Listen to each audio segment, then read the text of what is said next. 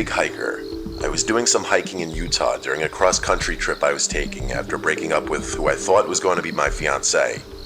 Long story short, I caught her messing around with one of my closest friends. Total betrayal on both sides. I was 31. Utah was actually one of the states I was most excited about passing through. There are some great forests out there that I think every hiker would dream of exploring. I had picked Uinta-Wasatch Cache National Forest as my Utah destination because I had heard a lot of great things about it. One of its biggest upsides for me was that it had a lot of secluded areas that I could easily access. I prefer hiking alone, so bustling hiking trails swarming with people aren't really my thing. I picked an unnamed area of the forest and drove my car as far down this narrow access road as I could. I parked, stepped out of my car, and took in my surroundings. I geared up and checked my phone. No service, just the way I like it. I made a mental note of my starting point and began the trek. I know hiking alone in uncharted territory is dangerous, but I don't think I have as much fun following a designated route. I always download the digital map of whatever location I'm planning to explore. A lot of people don't realize that your phone's GPS still functions without service. I know what you're probably thinking, but no, I didn't get lost. I wish I could tell you that that's what the story's about. The reality of what happened to me is something I'm still trying to wrap my head around. My destination was a lookout point at the summit of the mountain, which was maybe 3 or 4 miles away. The terrain was pretty difficult, so I was only clearing about 1.5 miles an hour. About an hour into my hike, it began raining. Although it was light, I refused to continue.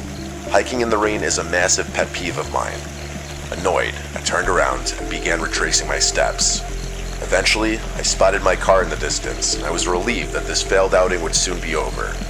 I reached my vehicle and was met with a horrifying sight. All 4 tires were slashed. I felt the fear start to set in. There wasn't a chance in the world that all 4 tires had been coincidentally punctured.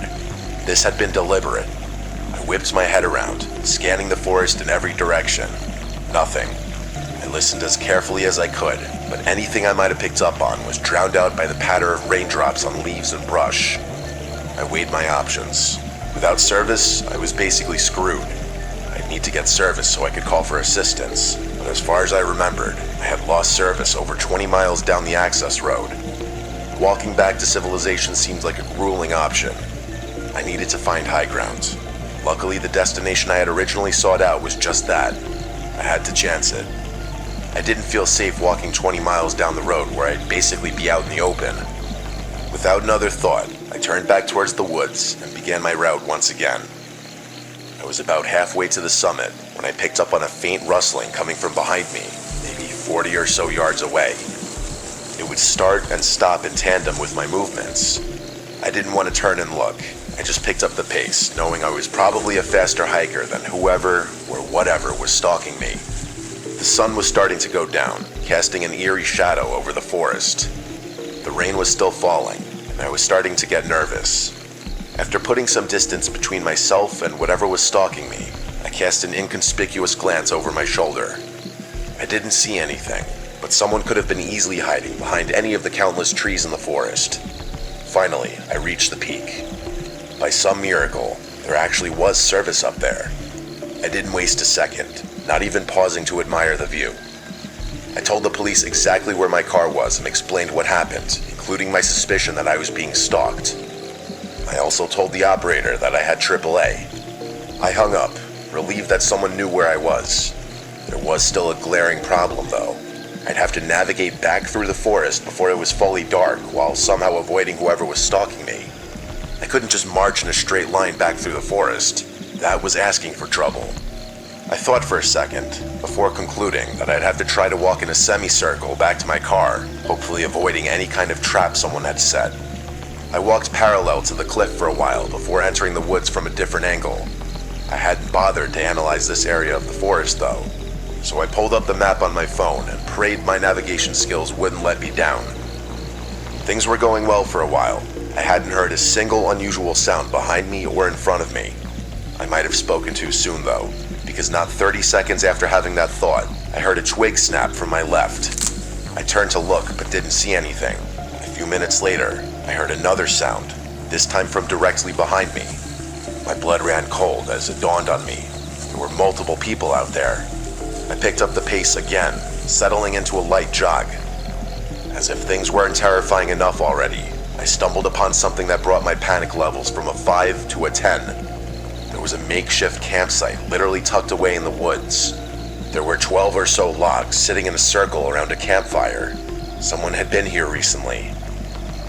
I jogged around it and continued on, casting glances behind me every so often. A few minutes later, I heard something from my right. This time, I turned quickly enough just to barely see someone's foot jump behind a tree. That was it for me. My light jog instantly turned into a full-on sprint through the woods. I didn't care how loud I was being. I needed to get out of that forest. As I ran, the sounds around me continued getting louder. It was clear that I was being chased. They weren't even trying to hide it anymore. I continued running, afraid to look behind me. At one point, I couldn't resist the urge anymore and shot a glance over my shoulder. I counted at least 6 people, all of whom were wearing white and charging toward me. I kept running, knowing my car wasn't far. The next few minutes were the most terrifying moments I've ever experienced in my life. Imagine being overwhelmed with exhaustion while the threat of death looms over you. I couldn't slow down. My life literally depended on it. Finally, I saw my car in the distance, and right behind it was a police officer. I reached his car and keeled over, almost throwing up before he even had a chance to speak. I turned around, and those people that had been chasing me were nowhere in sight. The cop told me that he had gone ahead and called AAA, which I was beyond thankful for. I gave him a full police report, and what he told me was chilling. Apparently, Utah houses the largest population of Mormons in the country, and it isn't uncommon to encounter woods folk in unmarked forest. The specific forest I was exploring actually had a very rich history, especially as it pertains to woods cults and religious groups. The cop told me that I had probably stumbled upon one such group, and that I was stupid to explore a random part of the woods. In all honesty, what that cop told me all those years ago was probably true. I still can't wrap my head around this though. If they were mad that I was infringing on their land, why not just tell me that? I don't see why they'd feel the need to stalk and chase me through the woods, especially after slashing my tires. This experience is still something I think about all the time.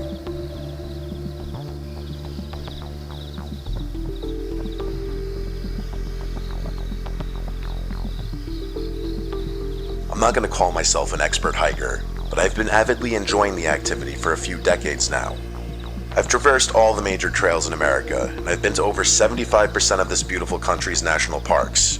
As such, I've had to find new ways to excite myself. I recently picked up a new hobby, scouring Google Maps for vast, unnamed forests and just exploring them. It's a little unconventional, but I think the added excitement is worth the risk of getting lost, or at least I did. I carry a pack of homemade route marking stickers that I periodically slap onto trees so I don't forget my way back. As I pass each one, I pull them off the trees so as not to leave any litter behind. I'm surprised more people haven't picked up on this trick. It makes getting lost in a forest nearly impossible. Anyway, there was a slightly more daunting task ahead of me this time around. I had decided to explore Dudley Town Forest in Connecticut, which I'm sure would give any normal person pause.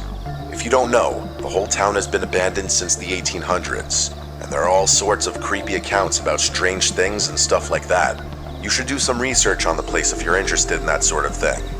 I'm not though. I'm not superstitious and I don't believe in the ghost stories.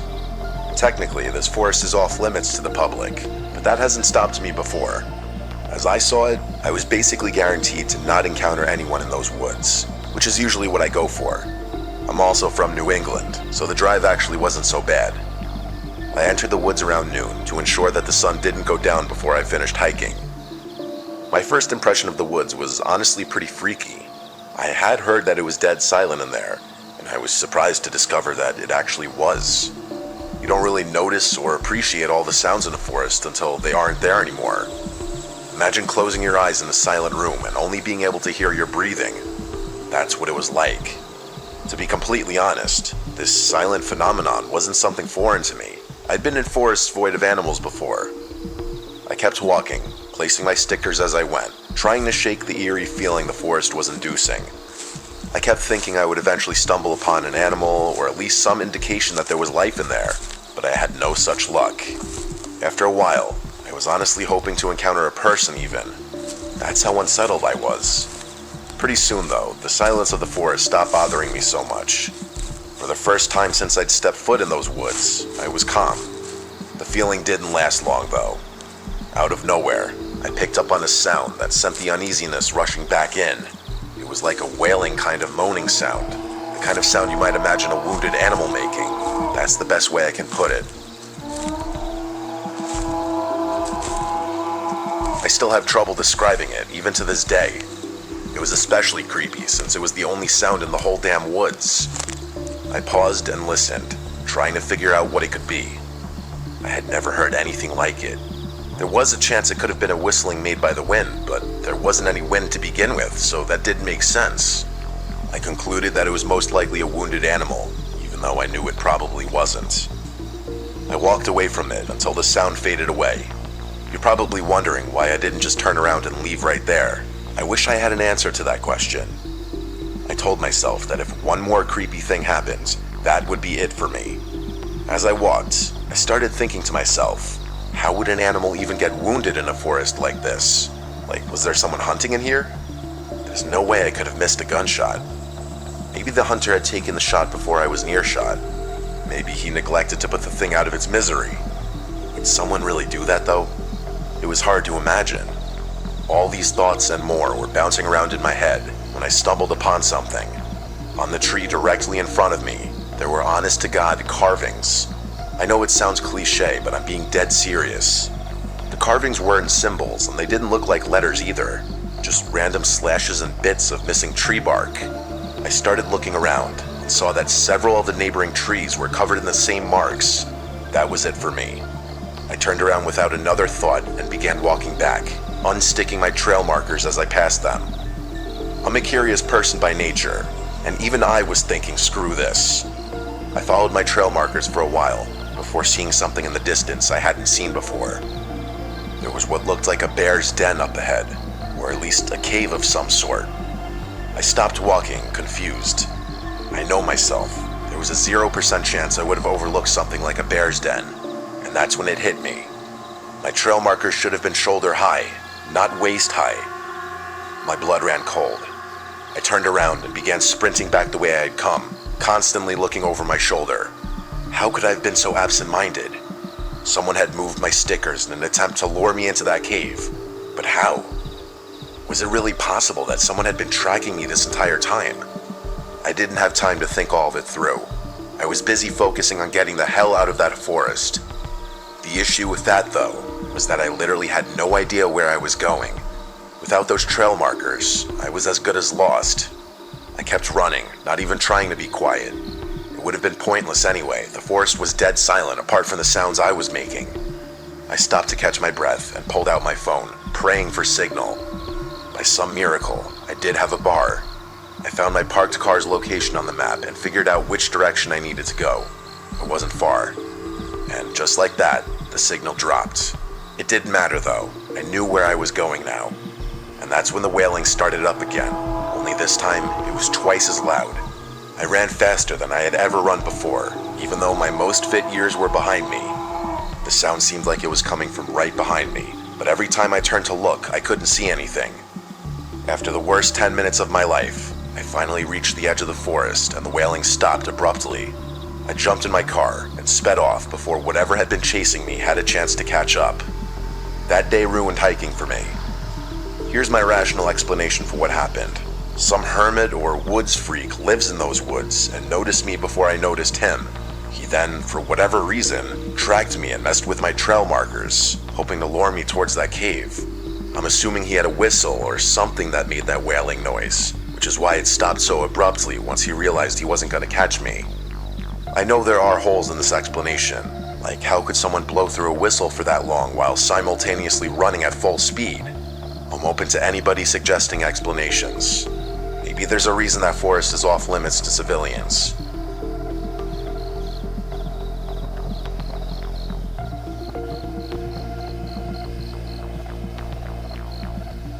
When I was younger, my childhood home was the most fitting for squad hangouts. There were a few reasons for this. My dad had a massive man cave in the basement with an almost unlimited supply of beer, Plus, my parents usually let us drink down there and left us alone for the most part. I lived on a pretty large plot of land, and my house bordered a decently sized woods. If you were to walk through the woods from my house, you would find yourself on a dirt road. On the other side of the road was the reservoir, a spot that has had my heart since I was a kid. I've cut countless holes in the reservoir fence, so many in fact that the Water Commission stopped repairing them. After all, it is illegal for any civilians to trespass on reservoir property. As a kid though, it was my sanctuary. I'd go there to smoke, to get away from my parents, to swim, to think. It truly was a beautiful place, and probably the only thing I miss about that era of my life. My friends and I were shooting a few rounds of pool in my basement with some obnoxious EDM music in the background, when my friend Chester had the brilliant idea of taking a hike through the woods to the reservoir. The boredom was beginning to kick in, so we all agreed. Plus, the sun hadn't gone down yet, so it wouldn't be a nightmare trying to navigate. There were 5 of us. Me, Chester, Rick, Jasper, and Hassan. I can't remember too many specifics, but I'm pretty sure Rick and Hassan snagged some beers for the journey. They were the drinkers of our friend group. I had already had a few drinks, so I didn't want to overdo it. The reservoir was huge, so even after crossing the fence, we still had some walking to do. It was honestly still a little muddy in the woods from the earlier rain, but we were already committed to this plan. There was a cliff on the near side that we usually chilled on, so that's where we went that night.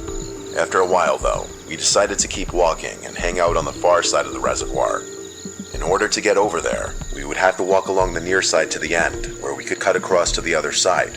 Then we'd be able to walk along the far side until we reached this really smooth section that we used to call the beach.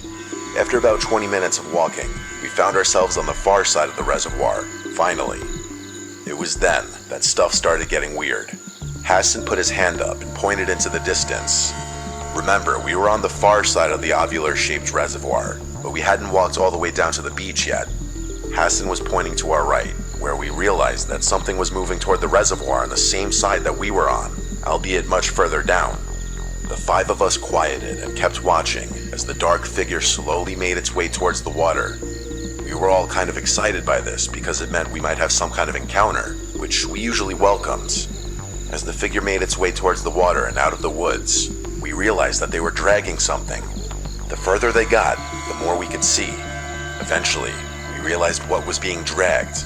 A large black garbage bag that clearly had something relatively heavy inside of it on account of how slowly the person was moving. Now, I don't want to make any assumptions, but there have been a couple bodies found in that reservoir over the years. So in that moment, we quickly assumed the worst. We weren't smiling or even talking anymore, just staring quietly at the figure dragging what we guessed to be a body towards the water's edge. After reaching the water, he knelt down over the bag for a few minutes. We couldn't really tell exactly what he was doing from so far away. We figured that was a good time to get out of there, since he was distracted. Before we could leave though, Chester spotted something else that stopped us in our tracks. 3 more figures emerged from the woods, 2 dragging bags. The 3rd figure was carrying a kayak over his head. I honestly started feeling sick. I lived only 10 minutes from one of the most crime-ridden towns in America, so if this was somehow gang-related, that would have made a lot of sense. The first man we noticed got into the kayak, while the other 3 helped load one of the bags onto his lap. He rowed out to the middle of the reservoir, and we watched as the garbage bag disappeared below the surface. He rowed back to the shore and repeated this process twice more. And then, like a scene from a movie, my phone rang. The annoying tune cut through the silence like a razor blade, and my nervous self couldn't mute it fast enough. The 4 men froze and turned to look in our direction, which is when we ran. And just like that, the sanctity of my backyard reservoir was gone forever. Rick shot a glance over his shoulder and yelled out that they were following us. It was the scariest moment of my life. Running in a forest is actually insanely difficult. Factor in the threat of death and it's twice as bad. We ran all the way back down the bank, cut across, and started making our way through the woods on the near side back to the hole in the fence. I don't know if it was the nerves or the alcohol or both, but to save my life, I couldn't remember where the damn hole was. I reached the fence first with my friends close behind, and they began panicking when they saw that I was tracing the fence aimlessly, searching frantically for a hole that could have been anywhere. We ran along the fence, and I was ready to give up, when Rick pointed ahead of us and yelled. It was just a few feet away, and we bounded for it. As I was helping Chester through, We heard the sound of a tree branch being stepped on not far behind us, and I knew they were closing in. The chase didn't end there. We ran through the woods all the way back to my backyard, and we were relieved to have made it. It was then that Hassan called the police. We told them what happened, and they said they'd send a squad car to my house immediately. I knew I was going to get heat for trespassing, but I didn't care at that point. My friends were relieved to be safe, but I wasn't as relaxed. The path from the reservoir to my house wasn't super far, and they could have easily followed the tracks we left on the trail. Eventually, the police arrived and listened to what we told them. The police searched my property for any signs that we were followed, and my stomach dropped when they actually found one.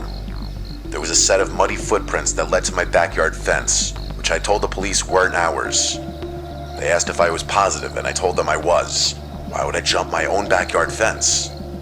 Luckily, the police didn't find anyone hiding on my property, so they left and told me they'd keep me updated about the reservoir situation. To my surprise, they actually did. After a few days, the police fished out 3 bodies from the reservoir. No surprise there, and it was a huge news story for a while. My parents and I were terrified for a long time, knowing that some criminals knew where we lived. For months afterwards, my mom swore she saw people in the woods at night, and even claimed to have seen a camera flash one night. This incident was actually one of the main reasons we moved out of that house. Fast forward to today, and as far as I know, the police were never able to find any sort of connection or make any arrests. The reason I'm writing about this now is because I recently stumbled upon a depressing news article about a teenager drowning in that reservoir, which brought all these memories back. That place is definitely cursed, and I still wonder about all the tragedies that might have happened there that no one knows about.